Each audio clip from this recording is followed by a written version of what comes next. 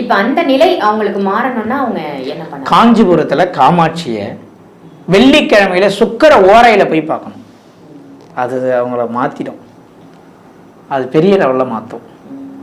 இதில் நிறைய விஷயம் கான்ட்ரவர்சி வரும். ஜோதிடம் தெரிஞ்சவங்களுக்கு மீன லக்னத்துக்கு சுக்கிரன் 3-8 நீங்கள் எப்படி போய் அதெல்லாம் அப்புறம் போனால் மாறினா மாறும்.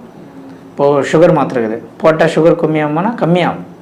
அது எப்படி கம்மியாகும்னா அது கண்டுபிடிச்சவங்களுக்கு புரியுதுங்களா? அங்கே போனால் விதி மாறும், வாழ்க்கை மாறும்.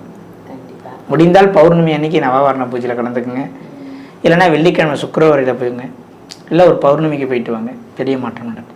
நிச்சயமா மீன லக்னத்துக்கு அவங்க வாழ்க்கையை மாற்றக்கூடிய ஒரு அற்புத தகவல் கொடுத்துருக்கீங்க. ரொம்ப ஒரு அருமையான தகவலா இருந்தது. எல்லா பௌர்ணமிக்கும் போகலாமா சார்? எல்லா பௌர்ணமிக்கும் போகலாம் மேடம். மேடம் காஞ்சிபுரம் காமாட்சி கிட்ட பெரிய ஸ்பெஷல் ஒரு ரகசியம் இருக்கு. அதை நான் சில இடத்துல ஏன் சில